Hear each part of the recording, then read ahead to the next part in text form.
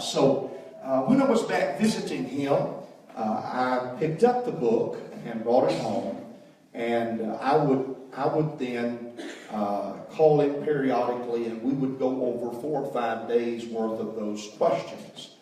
And it made me aware of a dimension of his life that I would not have known, because it was a guided conversation. It forced me to ask questions that I otherwise would not have asked.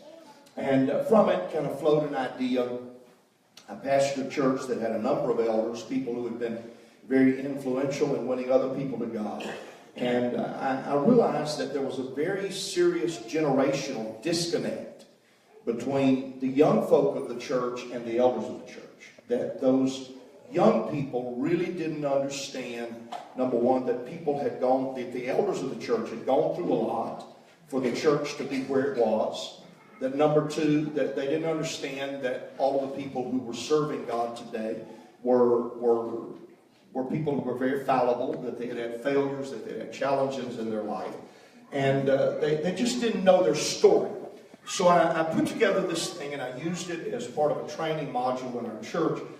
Elders, tell me your memories. And I would put a young couple with someone who was a bit older, and they would have a conversation, and they would learn from them. And it was helpful. When I went to headquarters, I realized the same dynamic existed among preachers. And so I wrote a book there. Really wasn't much book to be written. I was just developing a number of questions about elder ministers. Tell me your story. Tell me your memories. And so that's kind of the process that's got us to this point. And so we're there, and I'm excited about this. And so I think, Matt, if you'll go ahead and make sure we're rolling. Are we rolling? Okay. Well, I was giving all that to you for free. And welcome to Calvary, both of those that are in the building, and also those that are guests of ours online. We're glad that you're joining us on Facebook live tonight. And this is a historic event. This is an opportunity to learn some things that you will not have an otherwise opportunity to learn. And that is simply to learn from someone who has been serving God for 7 decades and has experienced the faithfulness of God. Now, before I give Sister McCarthy time to just share some things as I kind of ask some questions, let me tell you a little bit about her. This is Marilyn McCarthy, and she and her husband, Eugene, came to this city, Springfield, Missouri, in the 50s. Is that right? And came here to start a church, and they did an excellent job. I've seen signs from the Sunday school board where there would be as many as 185 in some of their Sunday school campaigns. And so we're very aggressive, very outreach-minded. Not only outreach-minded, very oriented to making disciples and developing preachers and sending them out. And quite a number of those went out. Bob Thornton went to Lebanon, Missouri, about 50 miles away, 45 miles away, and planted a church that is one of the strongest and largest churches in the entire state of Missouri. I've been blessed to pastor this dear lady for over 2 years now. The church that she and her husband started is pastored now by Brian McCoy, a friend of mine, and it's across town. Harvest Ministries, church is thriving, doing well. Started with the foundation that the McCarthys put into that. Sister McCarthy, thank you for giving us the time tonight, the opportunity to do what we're going to do. And you're a treasure among us, and I don't know that you really know that. Everybody who I run into who knows you remembers you with very positive affirmation. And just for information, Sister McCarthy was raised in White County, Illinois. I thought that was kind of a suburb of St. Louis, but it's not. You're almost all the way across to Indiana. And so I looked it up on the internet today. She was Marilyn Jean Rose, and of course her married name is McCarthy. Her parents were farmers. Let's begin with this. As a child, what was your church's family? What church did your family participate in, if they did? The Christian church. Okay. And was that something that they were devoted to and devout and went to every week? No. My sister and I the last one, my sisters that got married, she and I used to walk. We used to walk about a mile when we lived near Enfield, and go to the Christian church on Sunday morning. Right. But your parents didn't always go. No. Okay. You married a fellow who would eventually become a preacher. Tell us a little bit about y'all getting acquainted and falling in love and that whole process. Well, I graduated a year before he did, and I went back. I didn't have a lot left to take, but I went back and took some bookkeeping. And I rode in the car with he and some of the people from his little town. Right. And we became more acquainted, and we just actually, began to date. And I used to go to the basketball games. He played basketball. Of course, I was saying, "Come on, Gene."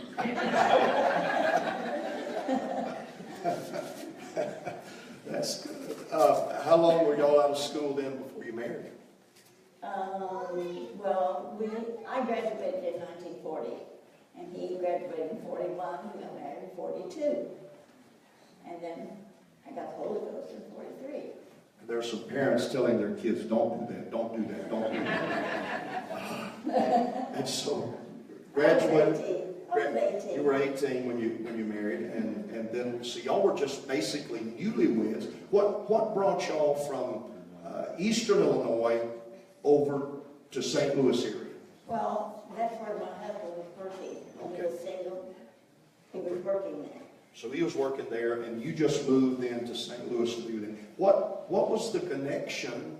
What was the process that brought y'all to the church that you eventually became part of? Well, when he got called into the service, we began to tell God, "Give me another chance and I'll serve you." And of course, we didn't even realize that, we could find a church right then. Right.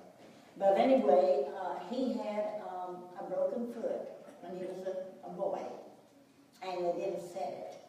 So it grew back a little crooked, which you couldn't tell. But when he got into the service and they found that out, they didn't put them in other service areas. Now like they do now, Right. they discharged him, Right. honorably, of course. And so when he got out of service, then we went back to St. Louis. We had been there a little while after we were married. Right. And my brother-in-law, I believe, probably influenced my husband to attend a church which was not UPC, and it was not fully in the truth. Right. But we went there, and that's where we got the Holy Ghost. Right. And not long after we got the Holy Ghost, then this brother tried to get him to go to Brother Branding's. Right. So that's what we did. And Brother Branding baptized us both. Okay. In Jesus' name. And would you still have been like 19 when that happened, or a little bit older? I was 21. Okay. So you had received the Holy Ghost at 19 and been part of this other church group for a couple of years, and then went to Brother Branding's. And just for information, Brother Harry Branding is one of those iconic names of the apostolic movement of the United Pentecostal Church. Pastored a church in St. Louis that was located at that time at 13th and Gravois. Actually, has been located at 13th and Gravois until maybe 15 years ago. They moved further out to the south and a little further, well, I guess it's just to the south. Yeah. And built a new building. Steve Williford is the pastor of that church today. And that church has had a legacy both of evangelism, but has also been a leading church in sending people out. Another little bit of trivia for some of you is that you were there. You were there as just a saint. You were there as an observer at the events that are now called a merger. Yes. That was the two organizations that created the United Pentecostal Church. Any memories of that to speak of? Well, we were so young that we just you know, enjoy the service and of course meeting people. Carolyn was about 6 weeks old at that time, and so we just, you know, we attended, but didn't get into it like we would when we were older, you know. Yeah. Well, when you're 21 or 22, you don't understand the significance of a lot of things. Now, let me get ahead of myself probably here, but I don't want to miss this. Or 21 when you were baptized in Jesus' name. How long then before you would move to Springfield to start the church? Well, we didn't come directly to Springfield. Okay. We went to Gasconade, Okay. a little town about 100 miles from St. Louis. Right. Then we went to Carthage, which had now the Gasconade Church had been there quite a few years. Right. And then when we went to Carthage, that was a work that was just barely started. Right. And we didn't stay there but probably a year or so. Right. And then we came to Springfield. And I will correct this, Brother Uzel didn't get the Holy Ghost under my husband's ministry. He already had been Okay, filled you with had the already Holy received Ghost. the Holy Ghost. Yeah. Your husband you and your husband were a great influence on the Uzels, I'm sure. Well, the Uzels were a great help. They were great He help. was our Sunday school superintendent. Good. Yeah. Good. And then, how old were you when you came here to pastor, to start a church? Well, probably early 30s. Right. Something like that. Okay. So y'all had spent some time in Gasconade and then had gone to Carthage for a period of time and then had come here. Rolling back to when you received the Holy Ghost, how did your family respond to that particular thing that had happened in your life? They didn't object. Right. And didn't really say a lot about it. Right. One time, when my hair started turning, it was just a white streak at first. And my mother said, I like your hair, but I don't want the streak they put in it. She thought you were being stylish with that look. Do you remember, and I didn't have the privilege, of course, of knowing Brother Brandon, that's far before my time, but as you recollect, what kind of preacher and what kind of leader was Brother Brandon? He was excellent. He was very strict, but very kind. Right. Yeah. And, he just preached, pretty hard. Right. And, preached holiness, but wasn't mean. oh, yes. That's yes. good. Yes. That church, both under his leadership and the leadership of the people that followed him, and then Brother Rome, has populated many of the churches that exist across Missouri and in some instances Illinois.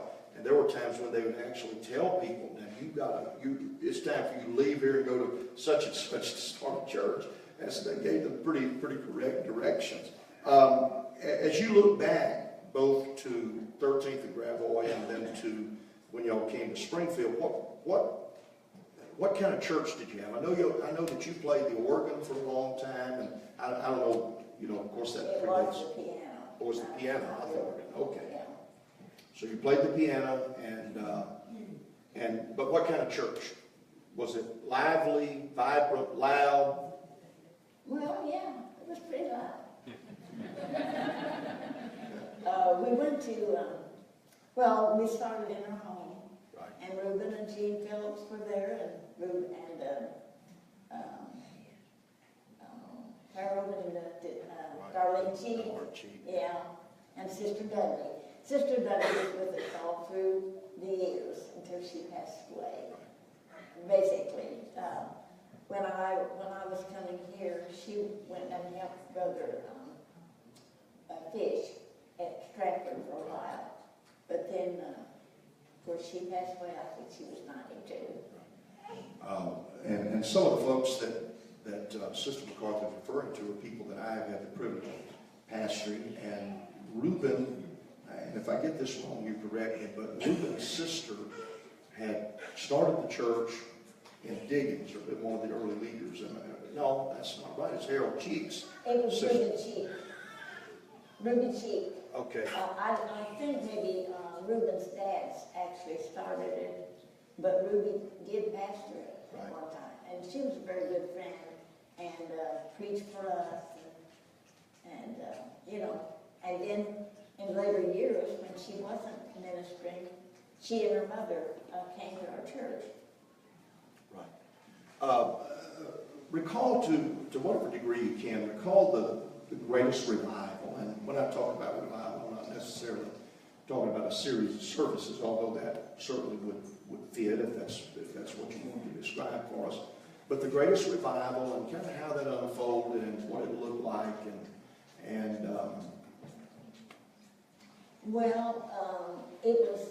it was not just a mass of people getting the Holy Ghost at once. Right. But I believe that Scenic and Lauren, that location, I believe that was God ordained.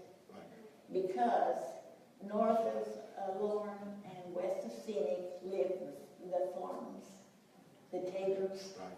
the Steeles, which Katie was a Steele. Right. And Bill Jones was another. We took him to Sunday school when he was, just a kid. And to me, those different ones that came in there, that was probably one of the greatest revivals, you know. Now is that also, we're talking about location now, is that the location that Ron Jesse was still having church in? No.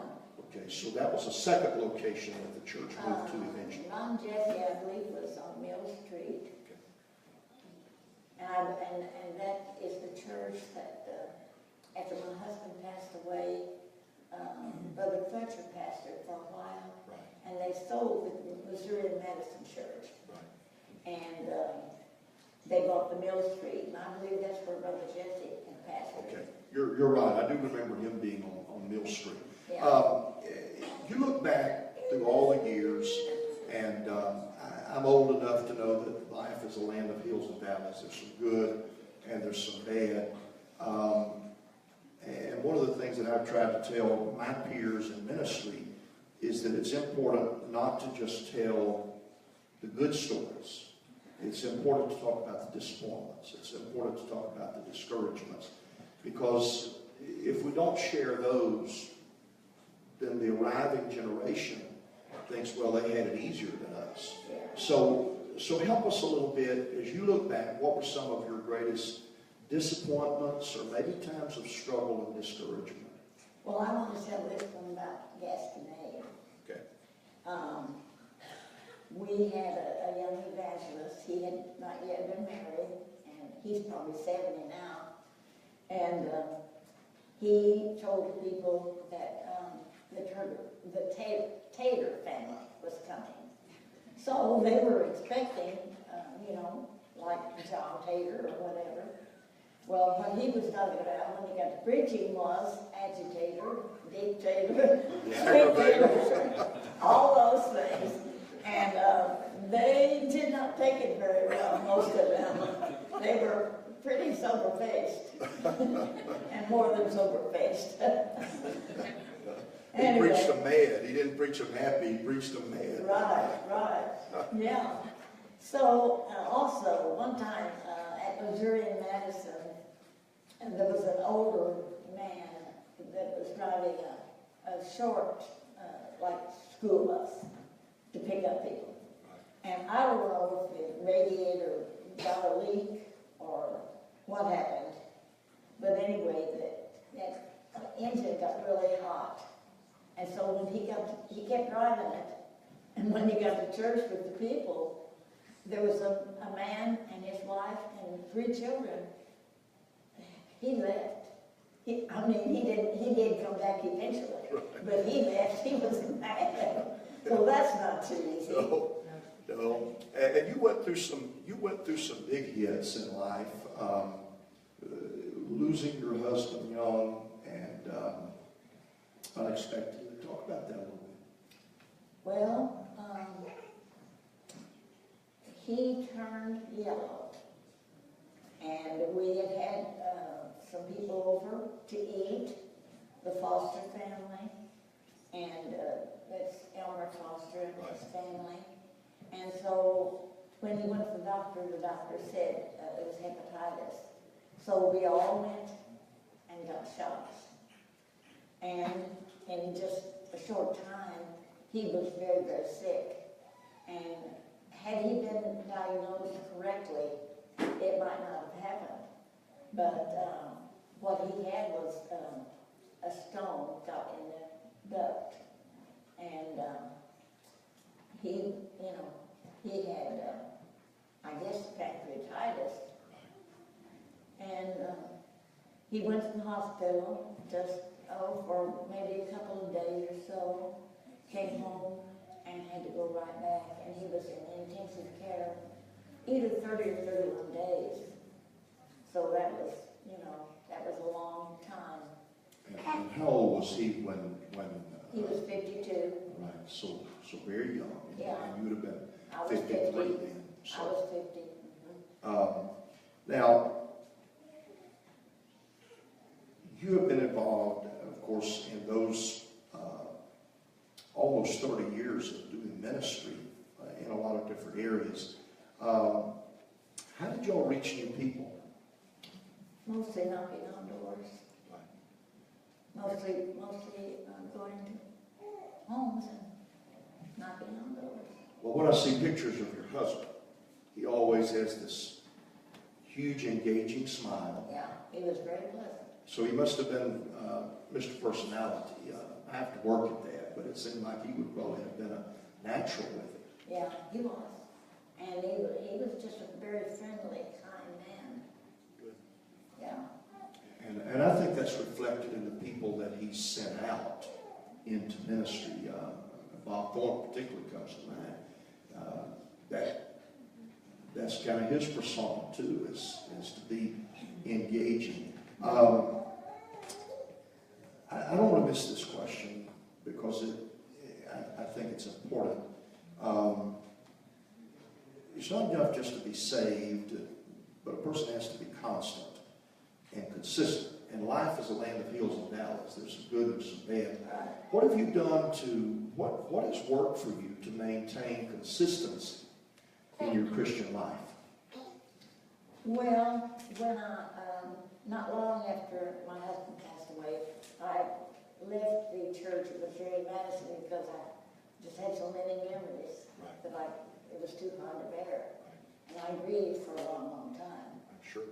And so Hubert Tabor, Don Tabor's brother, started a church on North Golden.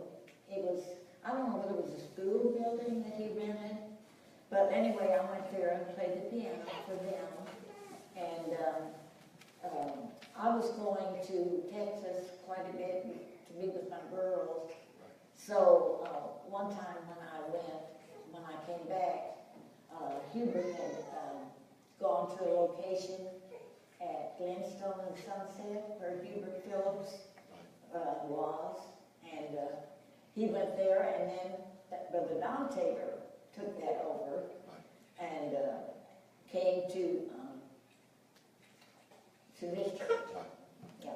And let me just make an observation. When Brother Tabor became pastor of this church, the church would not have been particularly healthy. It was in financial duress. I've looked back through the financial records, and he had to do some hard work to get it headed in the right direction. And I know that you were a big help in getting all of that accomplished.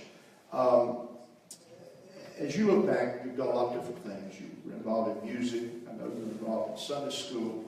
And of course, a pastor's wife a lot of times just ends up doing a whole lot of things. And some you're called to do, and some you just have to do. That's true. What are things that you particularly enjoyed?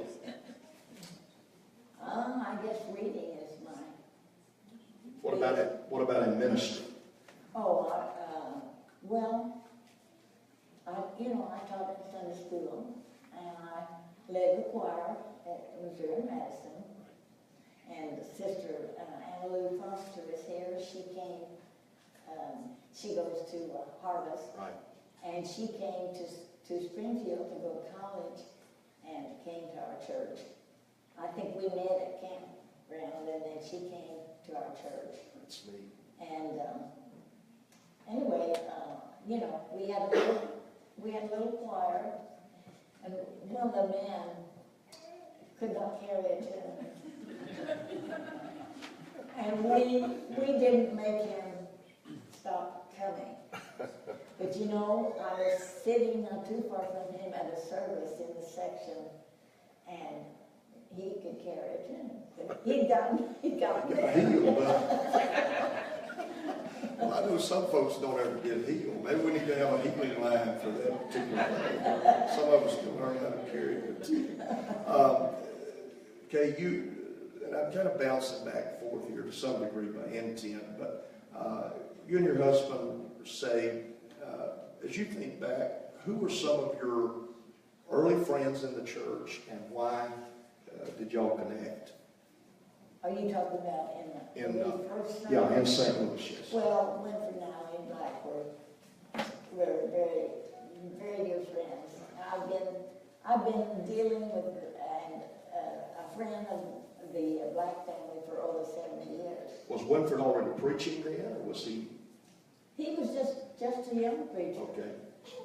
And he and my husband worked and sold Bibles and blankets and that kind of thing. They worked for every price, Right. where people could make payments, you know. Yeah. What a different world. What a different world. Yeah. Was there any particular reason that seemed to draw the two couples close together? Well, I guess we just had pretty high standards and high ideals, and you know, we went well together. You know, one of the things that I think could be said to the people who are here, as well as those viewing via the internet, is that one of the things that I think we have to come to value is that for you and others who are going to be a difference maker, Christianity is not simply a what's in it for me experience, but you spent your life in service and serving God for others, making phone calls. I sometimes find myself a little amazed with people who say, well, nobody ever called me. And I've got old enough where I ask the question, well, now, who have you called? Because a lot of times that same person has made no overture ever in their history to be an encourager to anybody else. You have two daughters brought up in the church. And of course, it was a little different time, but how did you balance parenting and the work of the church? Well, we just did whatever, you know. Did what we had to do? Yeah, I think we don't even think about it. If you look back and as a parent, particularly a Christian parent, is there anything that you look at and say, well, I wish I'd have done that a little bit different? Well, you know, I don't know what we could have done that different, because, you know, we really tried and taught the girls. Yeah. And they both believed the message, baptism in Jesus' name and receiving the Holy Ghost, and both of them had that experience. Right. They didn't always agree with all the standards, Right. but even now, Carolyn talks scripture and talks about the Lord, and you know. And I hope she's able to be with us tonight out there. It would be somewhere. nice. She doesn't do Facebook though. She may be blessed. Share some of your first memories. Y'all started church at your house, and then you had church at St. and Warren. And I spent a lot of time over the last 12 years or so working with church planners. I've been there where it was me and the pastor and 4 other people. Talk about some of those early memories, some of those early challenges of starting a church. Well, you know, it is always a challenge when you start from almost nothing. And to have people that want to come and who believe the gospel. I don't know. We just did whatever there was to do. Who were some of y'all's first converts? Do you recall? Let me see. Right now I can't. How long was it before Sarge White came in?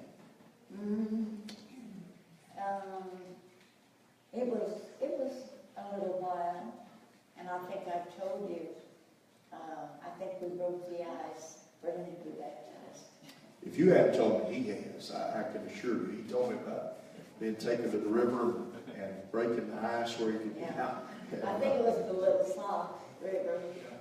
And at one point we baptized in the James River over by where 60 highway is.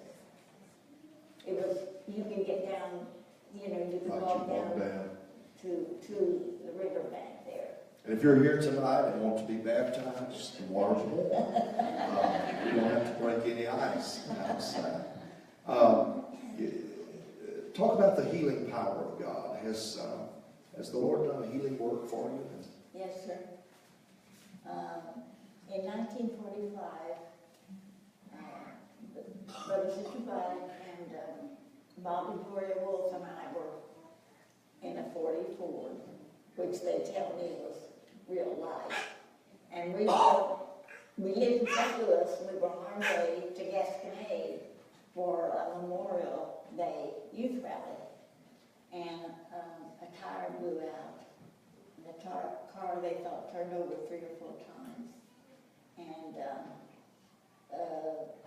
I was not even conscious of anything right then. And they took me to Mexico, to the Alvarado County Hospital, and they found that I had 6 compressed vertebrae, which means they were jammed together. And I couldn't walk for a while, and they were afraid when I delivered the baby, which I was about 7 months with the child, and they thought that I might be paralyzed. But I started walking around the woodwork and furniture, and I was out of the house before the baby was born. Wow. So God, God brought you through. Oh yeah, to have your vertebrae straightened out. Right. Yeah. Especially with you being 7 months toward having a baby, you would not have been as mobile and able to do some things maybe. And also they couldn't bind me up, they couldn't really wrap me up. Right. You came into this era that is kind of filled with iconic people that are long since deceased, and you would have had the chance to have met some of the most, some of the best known, some of the most impacting of early preachers in Oneness Pentecost. Yes. Talk about some of those. A.D. Gurley, did you know about him? I know of A.D. Gurley. I did not meet him. Yeah. Well, he preached at Brother Branding's, and he was one of the greatest evangelists. And Wynn Stairs was the former missions director. He was at Brother Branding's often. The location where we were there in St. Louis, with the headquarters being there were a lot of preachers that came to St. Louis. And, but Guy Rome, I will mention him. He was one of the kindest men. Was. One of the kindest. And he was attending a small church in University City, and the pastor got off on his doctrine, not preaching all the truth, and Brother Rome left, and they started in their home. And Brother and Sister Black and my husband and I went to their home for service. I want to help them. Yeah. That's good. And then Of course, he built a church in University City and then built the present one. In Bridgeton, right? And he was one of the finest men. And Brother Brandon was also. And the Irvin Baxters, the parents of Irvin that has the end time.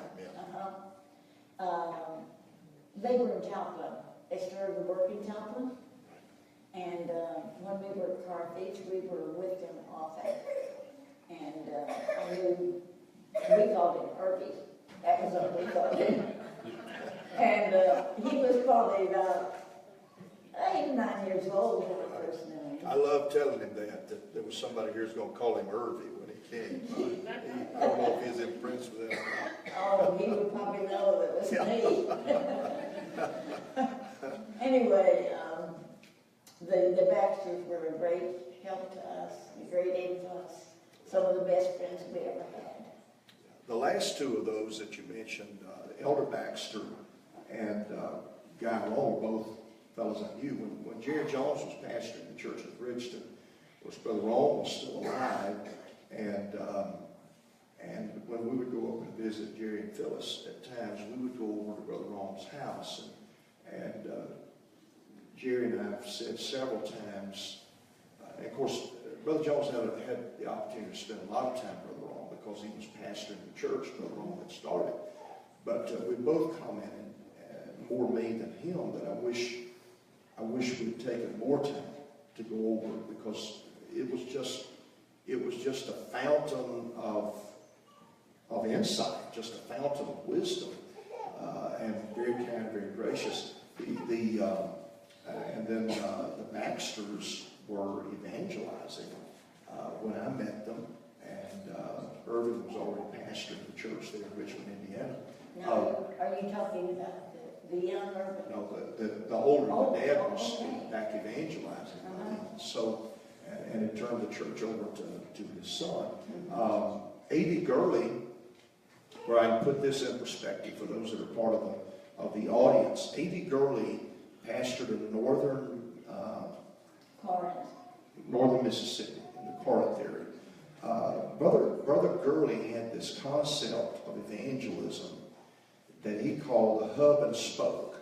And what he did is he planted a pretty good church, a strong church in Corinth, and then would go from that church to a neighboring town, 10 or 12 miles away, and he and some of his young preachers would start another church. And northern Mississippi, around Corinth, is one of our best evangelized areas today because of the concept that Brother Gurley not only had, but he applied it. He really was amazing. Did you have the chance to meet G.T. Haywood? No. That would have been another of those icons if you had the chance. Well, and the reality was that church at 13th and Gravel, back in that era, it wasn't far from the headquarters, as you mentioned, and it was kind of a flagship church. It was a place where a lot of events happened. It was. And so you'd have had the opportunity to have seen a lot of different preachers. As you look back at some of those folks, Sister McCarthy, what are the things that made those leaders? You'd have the chance to hear a lot of preachers through the years. What were the things that made those particular people significant? Well, I think the fact that they preached the truth, preached the message, and stuck to it, you know. Now, loaded question. What sinful habit did you have the hardest time breaking when you got saved? Well, I didn't smoke, I didn't drink, She's a I bad didn't person. gamble. We're trying to imagine you as just this terrible person, like Rob Hanks or what? About the worst thing I probably did was wear some lipstick.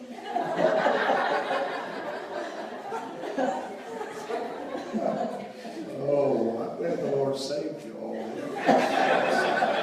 Delivered you, brought brought you out of darkness into this marvelous light. Well, of course, I had my faults. Oh, yeah, we But all that's got sin issues. Yeah. I was hoping you'd give snuff or something. Not really. No, I know some elder ladies who that's what God would have saved them from. My grandmother smoked a pipe. Oh, my. Yeah. She didn't hand that down to you, though. The story of Sister McCarthy and of her husband, if I could just kind of recap this, and again, thank you, Sister McCarthy, for all that you've shared.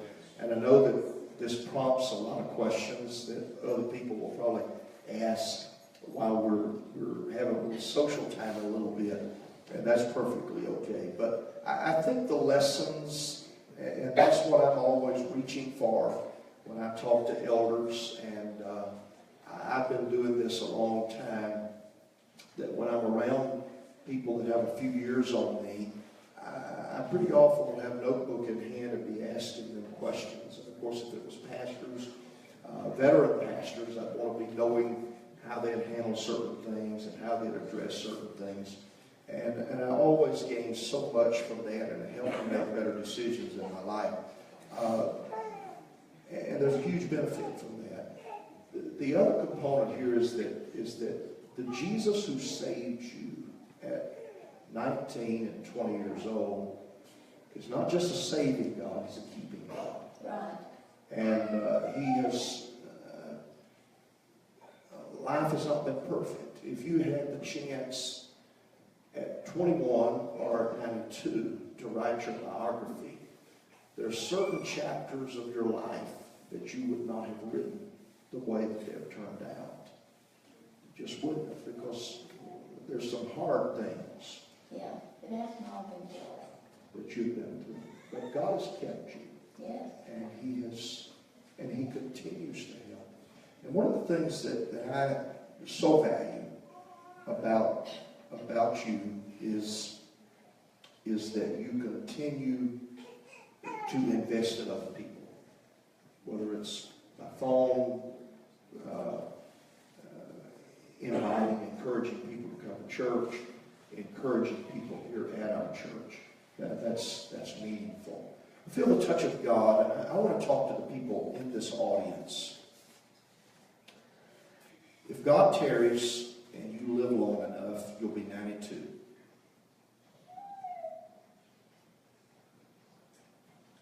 What do you want your life to be at 92? Do you want it to be that somebody looks at you and says, well, that's just Joe, or that's Mary, and well, they've lived a long time. There's some people who live a long time, but they don't live. And there are other people who live the years and they really live them. And this lady has really lived them. And I think that it's vital that you set your course. Some of you youngsters, you're really struggling with, how do I find direction for my life? How do I channel my life? Well, take the lesson from the lady you've listened to tonight and just set your course. I was praying earlier tonight, and all of us have this difficulty at times of our attention wandering. Our attention wanders in life. But you've got to strive for the mastery. And you've got to get your eye on the finish line and let nothing detract. The person who wins the mastery in the 400-yard dash or